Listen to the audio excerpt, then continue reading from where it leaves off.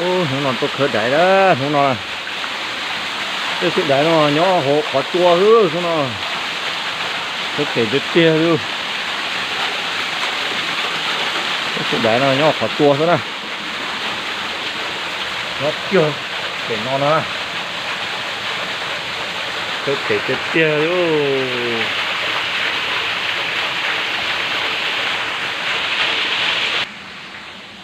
có thể đứt tia tôi bỏ đuôi sự đại nhá tiếp theo nó mòเลยtôi khởi một lượt trời nó chơi nữa khởi thì lá là tiếp theo rồi á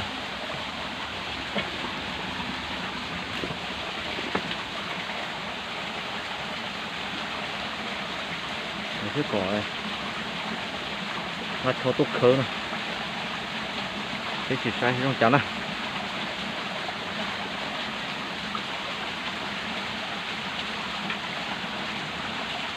chụp thể thô nhau kia hộp của chúng nó sẽ chụp lại nữa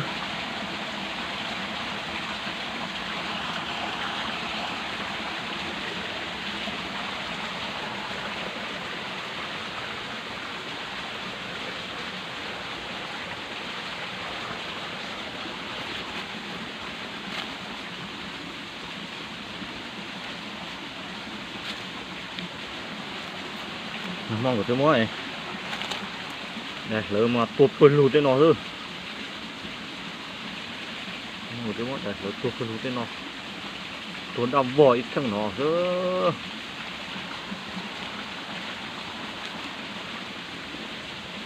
khơi chả được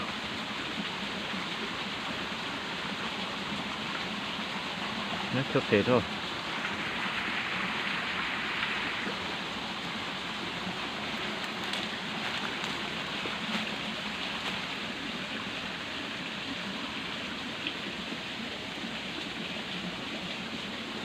nó sẽ chặt khơi lấy nó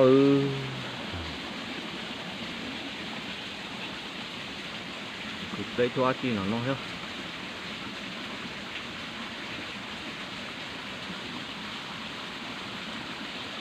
để ta vò nó cứ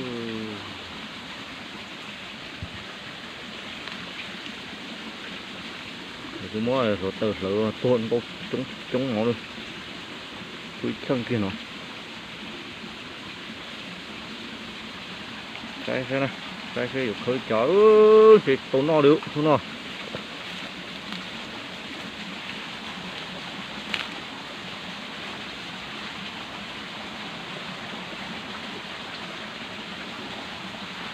thể thôi nó mò được khơi tàu nè không có sai sẽ được khơi chả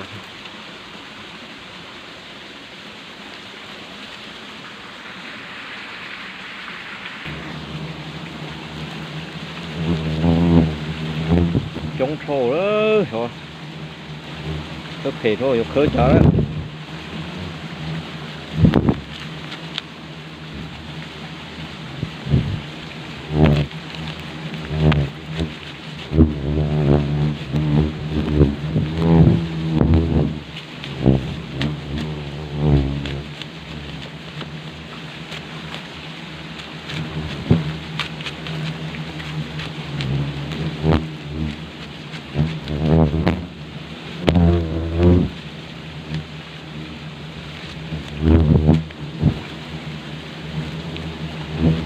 vùng rồi chống sư người ta vò trên nó sư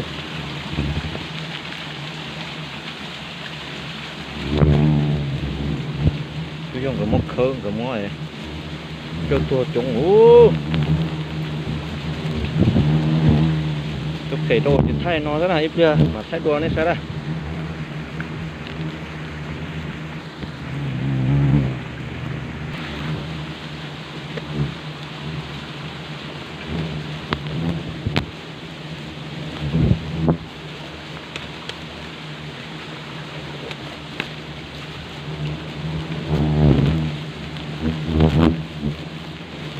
tôi chỉ dùng khơi đó là chia đó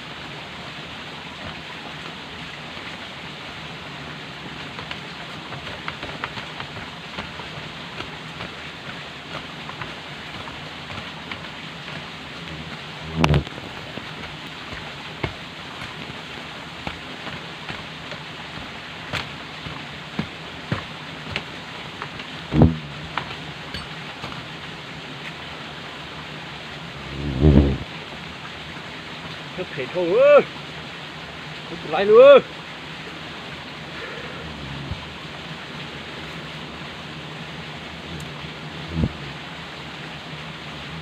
Nào ta chờ sẽ càng tăng chút.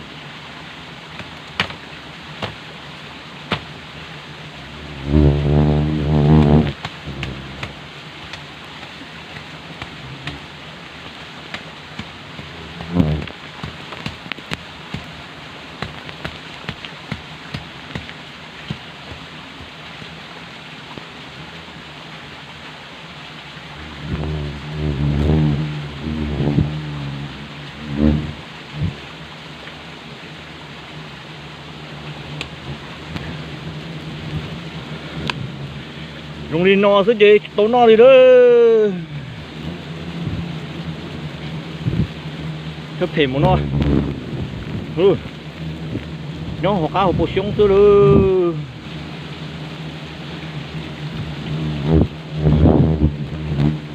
Khá nó chân to. Ý lăng thế. Tôi tết thay luôn á, là làm gì á. Bỏ đi chặt thay nữa nè.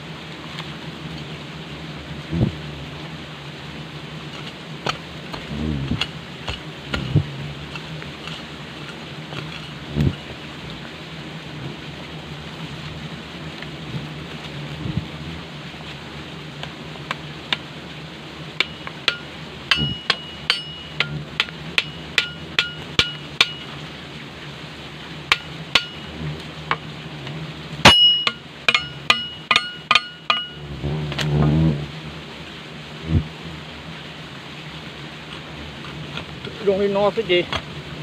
Nó chặt theo lâu tổ.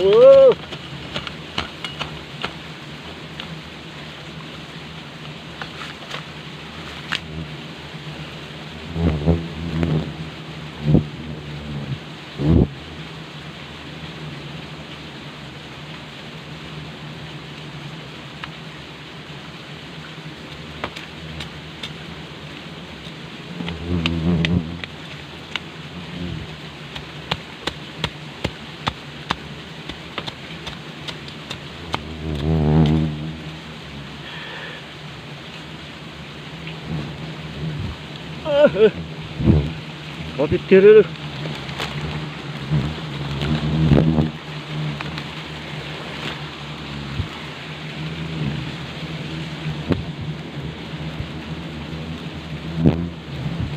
Chụp lên na nó đó. Ăn chưa đó. Lâu chưa không chả.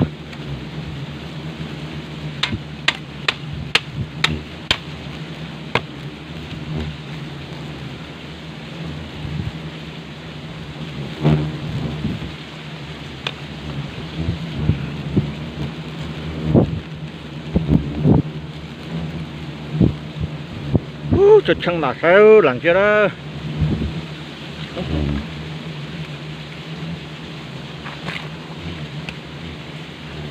Chớp khỉ thôi rồi. Lần chưa đó.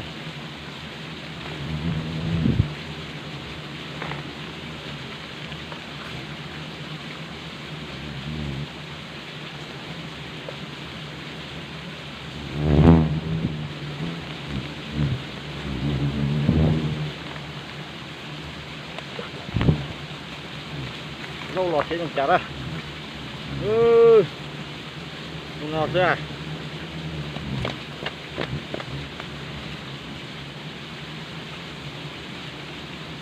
Nó thể thổ á. Không lọt ra.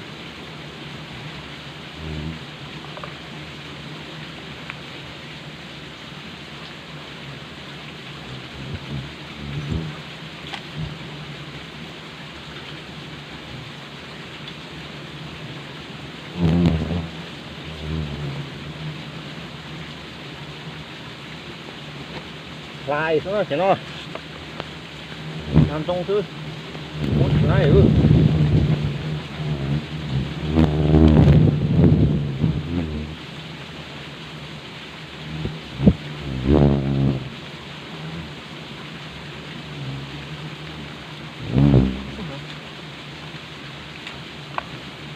nư nó chứ chặt tao nó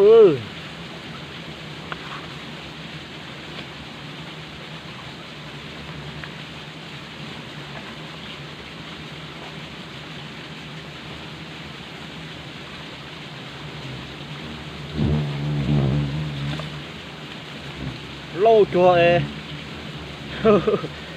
nó cứ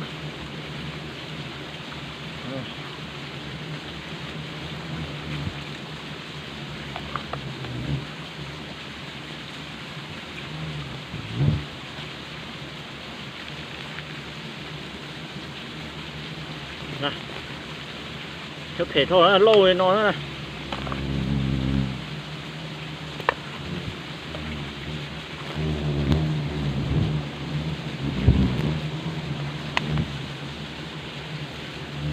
có bỏ thì bỏ luôn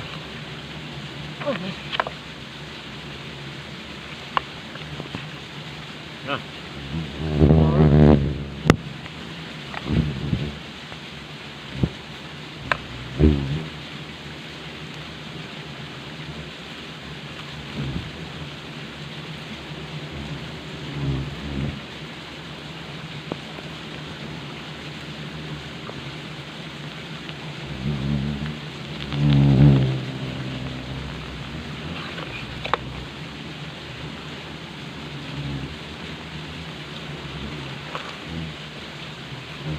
là ơi muốn tôi trà dọn đỡ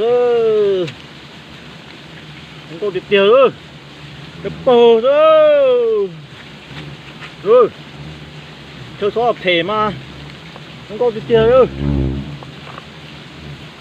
cái thể không à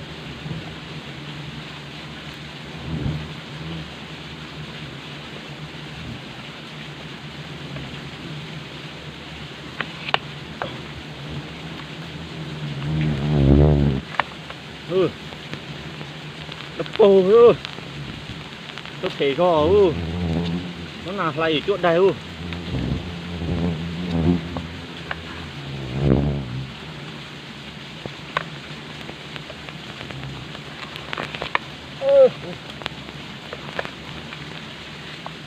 cắn nào đó để nó này cái không có được chứa đặt cắn nào nó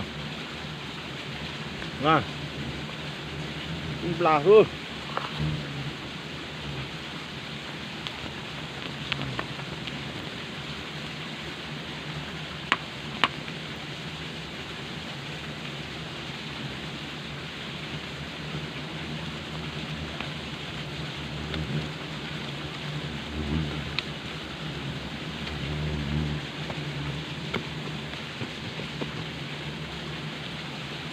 là thôi lấy chậu nữa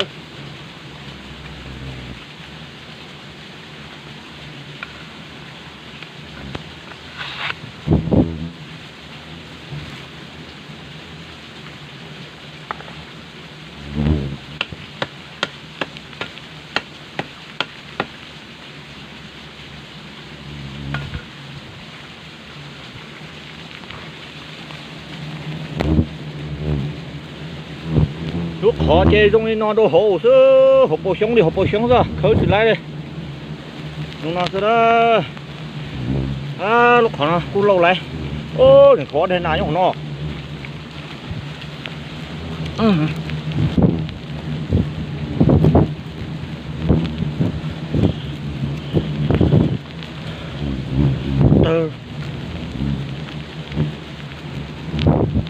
khó đó ta tiết ta nó thật khó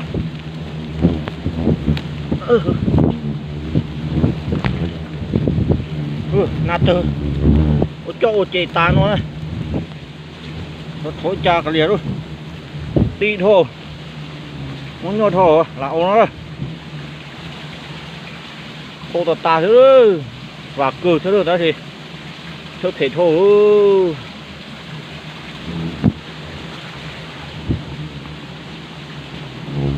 cái gì nó đây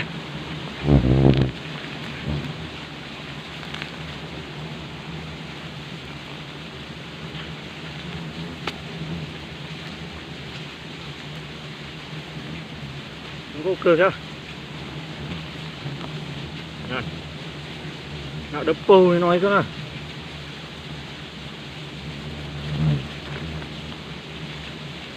không dùng cô ta sửa chứ đó thì chấp thể thôi khởi trở lại dùng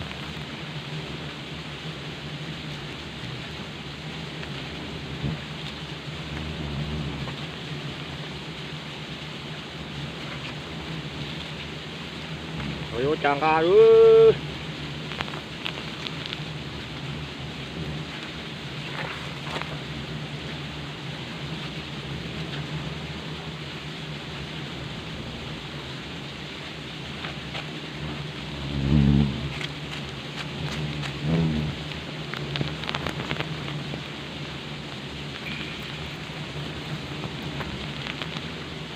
chấp thể rồi ngặt tàu đi chưa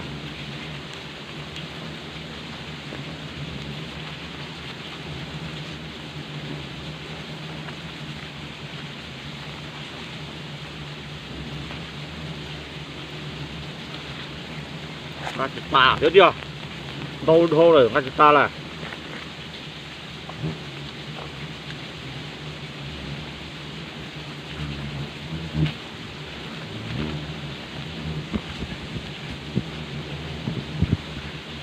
ô ngắt tà đó đâu ở trong gan á thế thôi rồi ngắt ta rồi ở trong gan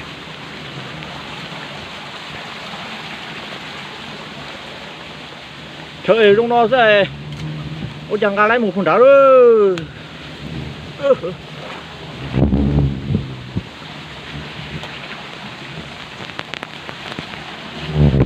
một con tuần này về với mà xét luôn không có tà đấy tôi tà đi màn cực kia thế rồi thì rồi bé xét luôn đó rồi con cá o lử thiết ta đây cho nó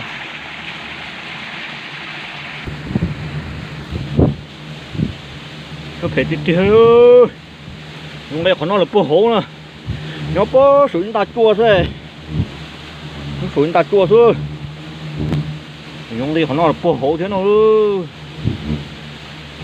con cá tuôn đi nữa đây còn nó hố to công này lần xưa thay tôi luôn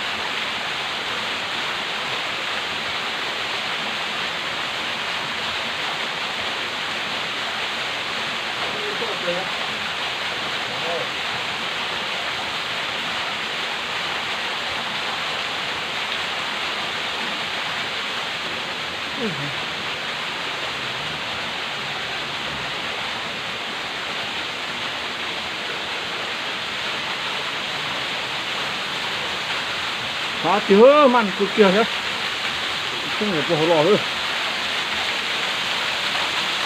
nó cá chua nữa đây chuột cả, nó hơn, cá chua đun riêng nó hơn, cái này nó đây, này rồi bé mà xem luôn.